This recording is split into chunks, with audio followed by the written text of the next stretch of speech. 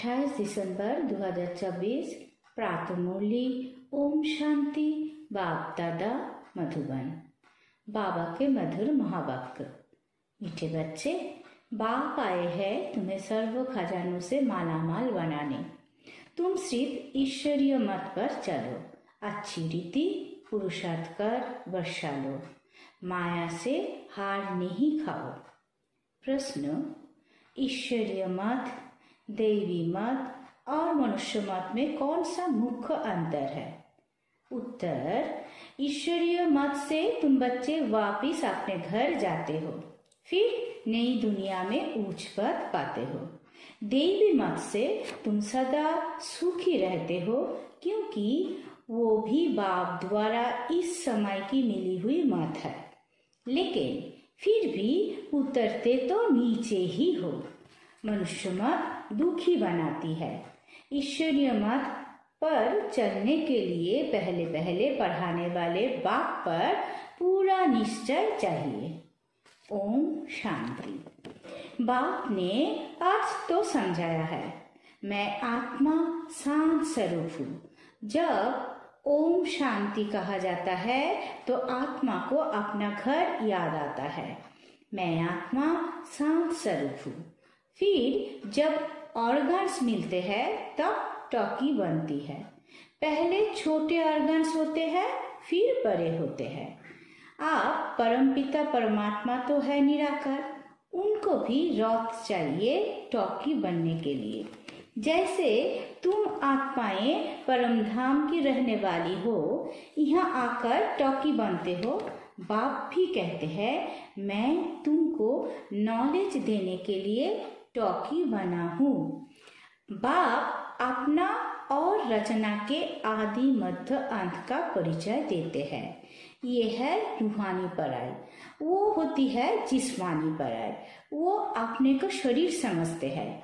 ऐसे कोई नहीं कहेंगे कि हम आत्मा इन कानों द्वारा सुनती है। अभी तुम बच्चे समझते हो बाप है पतित पावन, वही आकर समझाते हैं मैं कैसे आता हूँ। तुम्हारे मिसल मैं गर्भ में नहीं आता हूँ, मैं इनमें प्रवेश करता हूँ। फिर कोई प्रश्न ही नहीं उठता। ये रथ है, इनको माता भी कहा जाता है। सबसे बड़ी नदी ब्रह्मपुत्र है, तो ये है सबसे बड़ी नदी। पानी की तो बात नहीं, ये है महानदी, अर्थात सबसे बड़ी ज्ञान नदी है। तो बाप आत्माओं को समझाते हैं, मैं तुम्हारा बाप हूँ। जैसे तुम बात करते हो, मैं भी बात करता हूँ। मेरा पाठ तो सबसे पिछाड़ी का है। जब तुम बिल्कुल पतित बन जाते हो, तब तुमको पावन बनाने के लिए आना होता है। इन लक्ष्मी नारायण को ऐसा बनाने वाला कौन? सिवाय ईश्वर के और कोई के लिए कह नहीं सकेंगे। बेहद का बाप ही स्वर्ग का मालिक बनाते होंगे ना। बाप ही ज्ञान का सागर है। वही कहते हैं, मैं इस मनुष्य सृष्टि का चैतन्य बीज हूँ। मैं आदि मध्य अंत को जानता हूँ। मैं सत हूँ। मैं चैतन्य बीज रूप हूँ। इस सृष्टि रूपी झाड़ की मेरे में नॉलेज है। इसको सृष्टि चक्र अथवा ड्रामा कहा जाता है, या ये फिरता ही रहता है। वो हथ का ड्रामा 2 घंटे चलता है, इसकी रील 5000 वर्ष की है। जो जो टाइम पास होता जाता है 5000 वर्ष के कम होता जाता है। तुम जानते हो, पहले हम देवी देवता थे, फिर आहिस्ते आहिस्ते हम क्षत्रिय कुल में आ गए। ये सारा राज बुद्धि में है ना, तो ये सिमरन करते रहना चाहिए। हम शुरू में पाठ बजाने आए तो हम सो देवी देवता थे। 1250 वर्ष राज्य किया। टाइम तो गुजरता जाता है ना। लाख वर्ष की तो बात ही नहीं। लाख वर्ष का तो कोई चिंतन कर भी ना सके।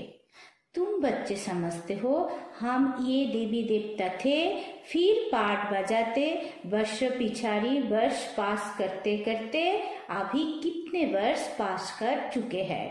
धीरे धीरे सुख कम होता जाता है। हर एक चीज सतो प्रधान सतो रजो तमो होती है, पुरानी जरूर होती है।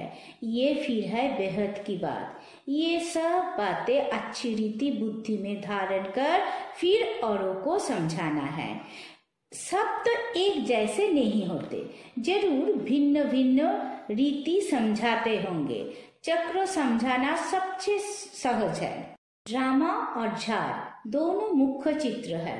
कल्प वृक्ष नाम है ना। कल्प की आयु कितने वर्ष की है ये कोई भी नहीं जानते। मनुष्यों की अनेक मत है, कोई क्या कहेंगे कोई क्या कहेंगे। अभी तुमने अनेक मनुष्य मत को भी समझा है और एक ईश्वरीय मत को भी समझा है। कितना फर्क है।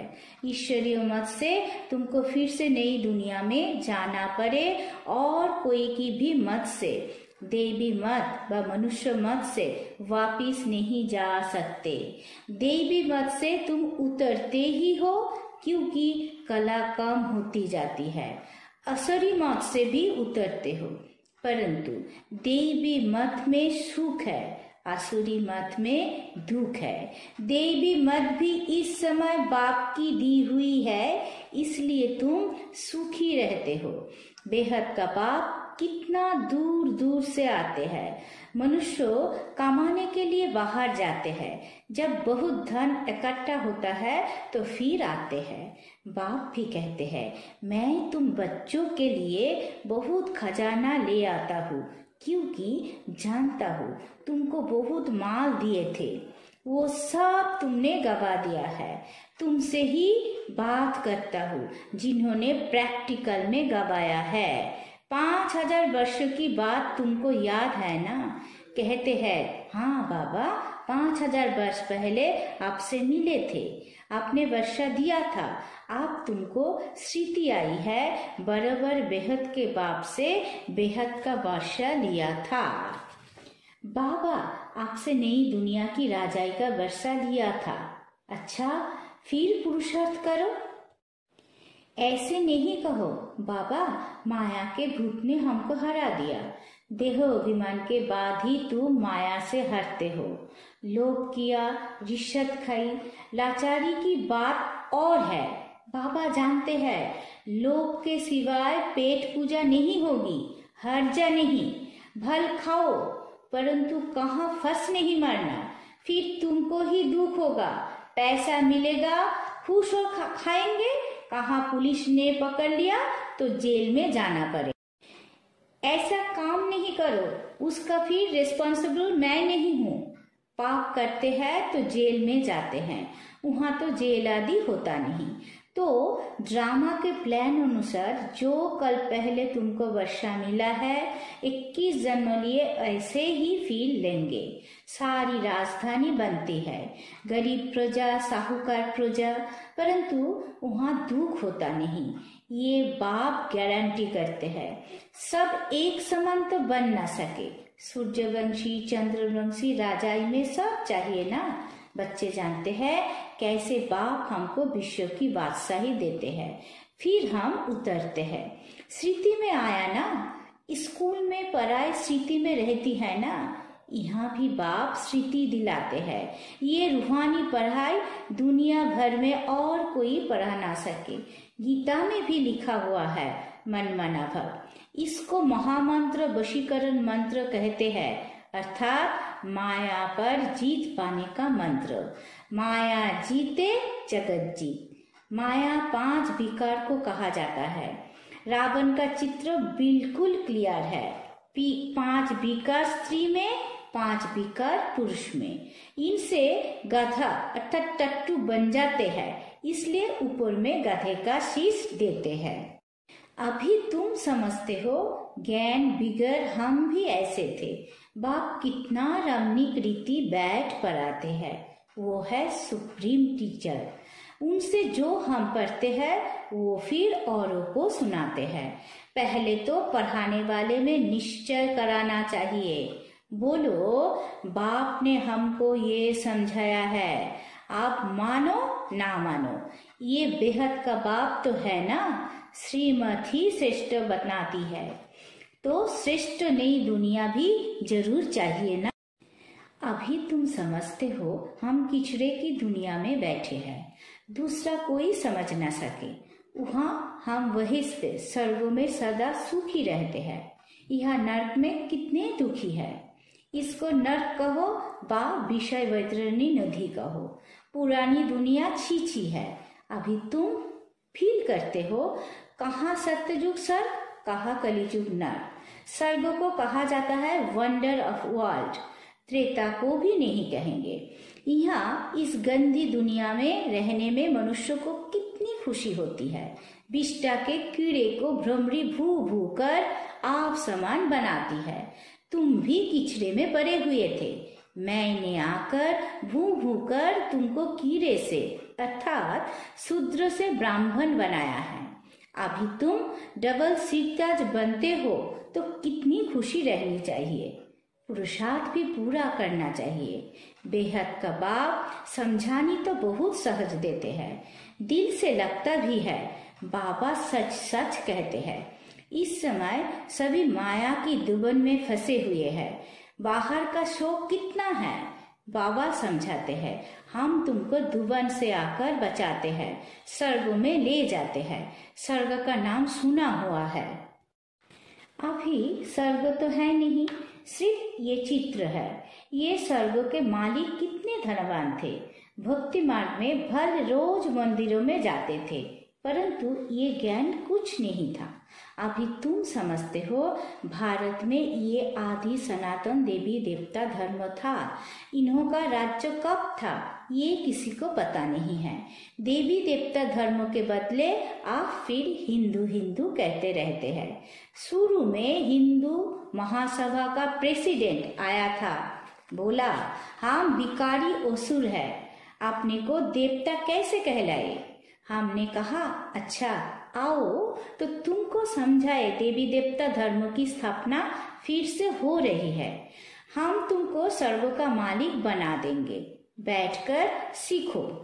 बोला दादाजी फुर्सत कहाँ। फुर्सत नहीं तो फिर देवता कैसे बनेंगे। ये पढ़ाई है ना, बेचारे के तकदीर में नहीं था, मर गया। ऐसे भी नहीं कहेंगे कि वो कोई प्रजा में आएगा, नहीं, ऐसे ही चला आया था।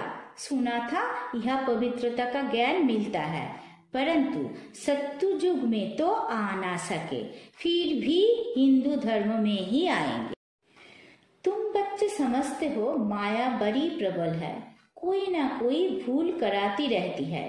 कभी कोई उल्टा सुल्टा पाप हो तो बाप को सच्ची दिल से सुनाना है। रावण की दुनिया में पाप तो होते ही रहती है। कहते हैं हम जन्म जन्मांतर के पापी है। ये किसने कहा। आत्मा कहती है, बाप के आगे या देवताओं के आगे। अभी तो तुम फील करते हो बराबर हम जन्म जन्मांतर के पापी थे। रावण राज्य में पाप जरूर किए हैं। अनेक जन्मों के पाप तो वर्णन नहीं कर सकते हो, इस जन्मों का वर्णन कर सकते हैं, वो सुनाने से भी हल्का हो जाएगा। सज्जन के आगे बीमारी सुनानी है, फलाने को मारा, चोरी की, इस सुनाने में लज्जा नहीं आती है। विकार की बात सुनाने में लज्जा आती है। सज्जन से लज्जा करेंगे तो बीमारी छूटेगी कैसे। फिर अंदर दिल को खाती रहेगी, बाप को याद कर नहीं सकेंगे। सच्ची सुनाएंगे तो याद कर सकेंगे। बाप कहते हैं मैं सर्जन तुम्हारी कितनी दवाई करता हूँ, तुम्हारी काया सदैव कंचन रहेगी। सर्जन को बताने से हल्का हो जाता है। कोई कोई आप ही लिख देते हैं, बाबा हमने जन्म जन्मांतर पाप किए हैं। पाप आत्माओं की दुनिया में पापात्मा ही बने हैं। अब बाप कहते हैं बच्चे तुम्हें पाप आत्माओं से लेन देन नहीं करनी है। सच्चा सदगुरु अकाल मूर्त है बाप, वो कभी पुनर्जन्म में नहीं आते हैं। उन्होंने अकाल तख्त नाम रखा है, परंतु अर्थ नहीं समझते हैं। बाप ने समझाया है आत्मा का ये तख्त है, सोखता भी यहाँ है, तिलक भी यहाँ भ्रूकुटी में देते हैं ना। आंसुल में तिलक एकदम बिंदी मिसल देते थे, अभी तुमको अपने को आप ही तिलक देना है। बाप को याद करते रहो। जो बहुत सर्विस करेंगे तो बड़ा महाराजा बनेंगे। नई दुनिया में पुरानी दुनिया की पढ़ाई थोड़ी ही पढ़ना है, तो इतनी ऊंच पढ़ाई पर फिर अटेंशन देना चाहिए। यहाँ बैठते हैं तो भी कोई का बुद्धि जो अच्छा रहता है, कोई का कहाँ कहाँ चला जाता है। कोई 10 मिनट लिखते हैं, कोई 15 मिनट लिखते हैं। जिसका चार्ट अच्छा होगा उनको नशा चढ़ेगा। बाबा इतना समय हम आपकी याद में रहे, 15 मिनट से जास्ती तो कोई लिख नहीं सकते। बुद्धि इधर उधर भागती है। अगर सब एक रस हो जाए तो फिर कर्मातीत अवस्था हो जाए। बाप कितनी मीठी मीठी लाभली बातें सुनाते हैं। ऐसे तो कोई गुरु ने नहीं सिखाया। गुरु से सिर्फ एक थोड़ी ही सीखेगा, गुरु से तो हजारों सीखे ना। सदगुरु से तुम कितने सीखते हो। ये है माया को वश करने का मंत्र। माया 5 विकारों को कहा जाता है। धन को संपत्ति कहा जाता है। लक्ष्मी नारायण के लिए कहेंगे इन्हों के पास बहुत संपत्ति है। लक्ष्मी नारायण को कभी मात पिता नहीं कहेंगे। आदि देव आदि देवी को जगत पिता जगत अम्बा कहते हैं, इनको नहीं। ये स्वर्ग के मालिक है। अविनाशी ज्ञान धन लेकर हम इतने धनवान बने हैं। अम्मा के पास अनेक आशाएं लेकर जाते हैं। लक्ष्मी के पास सिर्फ धन के लिए जाते हैं और कुछ नहीं। तो बड़ी कौन हुई ये किसी को पता नहीं। अम्मा से क्या मिलता है, लक्ष्मी से क्या मिलता है। लक्ष्मी से सिर्फ धन मांगते हैं, अम्मा से तुमको सब कुछ मिलता है। अम्मा का नाम जास्ती है क्योंकि माताओं को दुख भी बहुत सहन करना पड़ा है, तो माताओं का नाम जास्ती होता है। अच्छा, फिर भी बाप कहते हैं बाप को याद करो तो पावन बन जाएंगे। चक्र को याद करो, देवी गुण धारण करो, बहुतों को आप समान बनाओ। गॉड फादर के तुम स्टूडेंट हो, कल पहले भी बने थे, फिर आप भी वही एम ऑब्जेक्ट है। ये है सत्य नर से नारायण बनने की कथा।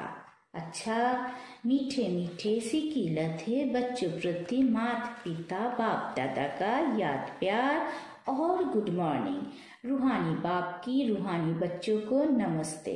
हम सब रूहानी बच्चों की रूहानी माता पिता बाप दादा को याद प्यार गुड मॉर्निंग, नमस्ते नमस्ते नमस्ते। धारणा के लिए मुख्य सार। पहला पॉइंट, अपनी बीमारी सज्जन से कभी भी छिपाना नहीं है। माया के भूतों से स्वयं को बचाना है। अपने को राज तिलक देने के लिए सर्विस जरूर करनी है। दूसरा, स्वयं को अविनाशी ज्ञान धन से धनवान बनाना है। आप पाप आत्माओं से लेन देन नहीं करनी है, पढ़ाई पर पूरा अटेंशन देना है। वरदान, इस कल्याणकारी युग में सर्व का कल्याण करने वाले प्रकृति जीत माया जीत भवो। संगम युग को कल्याणकारी युग कहा जाता है। इस युग में सदा ये समान याद रहे कि मैं कल्याणकारी आत्मा हूँ। मेरा कर्तव्य है पहले सा का कल्याण करना, फिर सर्वों का कल्याण करना। मनुष्य आत्माएं तो क्या, हम प्रकृति का भी कल्याण करने वाले हैं। इसलिए प्रकृति जीत माया जीत कहलाते हैं। जब आत्मा पुरुष प्रकृति जीत बन जाती है तो प्रकृति भी सुखदायी बन जाती है। प्रकृति व माया की हलचल में आ नहीं सकते, उन पर अकल्याण के वायुमंडल का प्रभाव पड़ नहीं सकता। स्लोगन, एक दूसरे के विचारों को सम्मान दो तो माननीय आत्मा बन जाएंगे। ओम शांति।